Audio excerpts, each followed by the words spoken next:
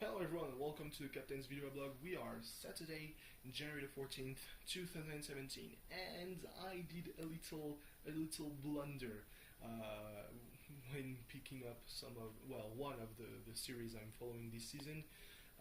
The series is Chaos Child, and I mean, when I say it out loud, it just feels so much more obvious that it's the sequel to the 2010 TV anime Chaos Head, you know, and the worst part of it is that even though the way it's stylized should give it away, because Chaos in Chaos Child is written the exact same way as in Chaos Head. So the umlaut on the A, the capitalized S. Hell, I mean, there's even the semicolon. Semicolon, I'm not sure about the pronunciation, between chaos and child, much like chaos and head, and occultic and nine, you know, robotics nodes, Stein's gate. Oh boy, it's all parts of a huge universe. Ooh. Um, so yeah, I actually realized it when I went to see on some forums why the first episode was 45, 47 minutes long, and it's like I thought that it might be something like the first episode of Unlimited Blade Works.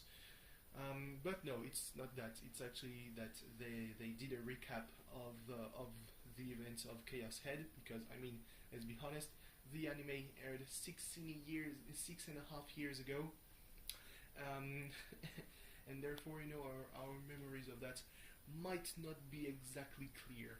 Um, but with some added stuff apparently being sprinkled in, and the second part of the episode is the actual first episode of Chaos Child. So it's I have one of two choices to do. Either I push myself to watch the 12 episodes of Chaos Head, and then watch Chaos Child, try to follow Chaos Child as it airs this season, or I just put the first episode, the prologue to Chaos Child on the backlog, and then I have one less series to watch this season. I guess that I'm gonna do the latter, because I mean, with the internship, my time outside of work might be a little counted. So yeah. Anyway, so let's talk about the dinner with the firefighters. Oh boy. So I feel like I had kind of a moral obligation to be there. Like, I have two sisters. One lives here at my parents' home with her boyfriend, and the other one lives 100 kilometers away with her own, boyfriend of her own too. And this one, the latter, actually she's the older one. She decided not to come here, and she was the smart one. Like, she probably remembered how bad it was last year, and the fact that 200 kilometers to re-experience that, yeah, it's probably not worth it. Um, but well, I mean, the three of us who live at the house probably have kind of a moral obligation to, if not go to the ceremony where they say that they promote people or give out medals. At least we have the moral obligation to go to the dinner afterwards, because I mean, we live here, so it might be a little bit weird that we're not going. So yeah, and actually, when we left with my sister and her boyfriend, because we left early, um, we were like, so yeah, next year we're not coming. And then we realized, yeah, next year my dad might be promoted to the rank of corporal, um, so we might actually have to even go to the ceremony, stand in the cold wintry wind for an hour, walking around the fire station, trying to avoid as much people as we can possibly avoid. So yeah, it's not going to be great.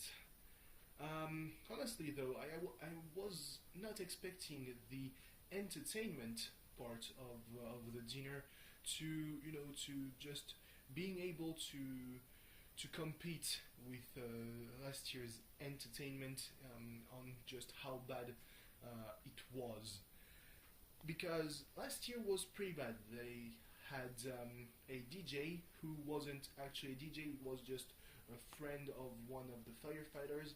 So and he could just you know change some vinyls on the record, the recording thing, the record thing. I don't have the words right now. I'm really tired. So yeah, but he didn't actually have that. So I guess that's, instead of cutting costs, they did the opposite. But this year they had a guy who had the tools, and that guy decided to be a tool because when while we were still eating, well, he decided to go off stage with a microphone and walk around, ask questions to people who were still eating. Start singing, and if I wasn't already decided to go back home when my sister and her boyfriend left, that would have been probably the moment where I would have decided about that I wouldn't stay for the whole night. So yeah, they had to leave because they had to go somewhere else, and I decided to follow suit. Except I stayed home because I had no reason to follow them where the hell ever they went. So yeah, maybe it would have been better to go with them though, because when I came back, I saw the end of the divisional round game between the Seattle Seahawks and the Atlanta Falcons, and holy shit, it was a parody of football that that the Seahawks did. Yeah, sure, there was quite the wild momentum swing between the first and the second quarters, but then it was basically all Falcons, because even when the Seahawks, they were mounting comeback, they failed. Just throwing interceptions left and right. And the worst thing about the interceptions that Wilson threw, it's the defense. Just the time they took to react. In the time, they realized that, oh fuck, we don't have the ball anymore. The guy from the Falcons probably had gained 10 yards. If just think about it. If they had taken like 2 more seconds to start running at the guy from the whoever the fuck was on the Falcons who did the interceptions, it might have been like another 2 touchdowns for the Falcons. So yeah, and this time around, I wasn't actually pissed when the Falcons did for 2 minutes straight their victory thing. The victory formation where they do the snap and the quarterback just kneels down and just wasting time. So yeah, I didn't get pissed because there was no way that in 2 minutes they and they were even worse. They were first and goal, like they were probably at 2 yards before being in the end zone, the Falcons. So yeah, there was no way that Russell Wilson might be able to do a Hail Mary like that. He threw an amazing pass, and at around 2 minutes and 40 seconds, despite the fact that the pass was incomplete. There was a challenge that said that, and I was pissed when there was a challenge because I knew that the pass was incomplete. But when I saw the replays, there was also a pass interference. I'm not being crazy. I'm not, there was the pass interference. I think that I'm going a bit paranoid because I saw the pass interference, but the refs, maybe it's just the rules of the challenge, like they cannot hand over a penalty to the team that asked the challenge. I don't know. They already removed one timeout if the challenge is failed. Except the challenge it had succeeded because it was the pass was incomplete, but I don't know. So yeah, I mean, it's just as a sort of casual follower of the Seattle Seahawks, I was extremely pissed. Like, the Seahawks are probably the team that are going to fail on on just the obstacle that you might think they would be able to overcome. Like, sure, last year the Carolina Panthers, they looked fucking dominant, and they were for most, for the whole regular season and for most of the postseason, and then they just floundered. And I mean, we'll have to see if the Falcons can manage to to keep to just keep up with the amazing things that they've done, and if Matt Ryan can be the MVP finally. They were 1-4 on he was 1-4 on playoff games until before this one. Now he's 2-4. Good for him. He's 2 games away from finally being tied 4-4 if he goes to the Super Bowl and wins it, which might be a bit complicated because I mean, let's be honest, the NFC Championship game is going to be something. So yeah. Anyway, what else can I say? I didn't watch the first night of the WWE UK Championship tournament because, well, I mean, I guess I didn't want to be too hyped before going to sleep, because I saw I went on Twitter and saw the excitement on the hashtag WWE UKCT, and it felt like, oh boy, I'm gonna be so hyped that I'm gonna be pissed that I have to go to sleep. I actually looked for something very very precise about the tournament, which was the reactions to Michael Cole's commentary, because I do believe that Michael Cole is a good, talented commentator, good, bordering on great.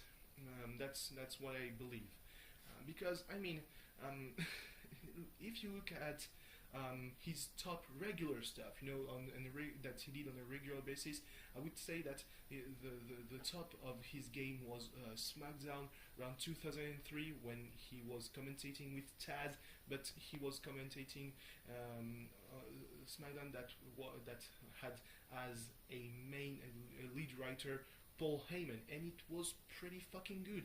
Now, these people, most of the people who criticize Michael Cole probably only have heard the Michael Cole who gets fed lines by a 70-year-old man who yells, from the gorilla position.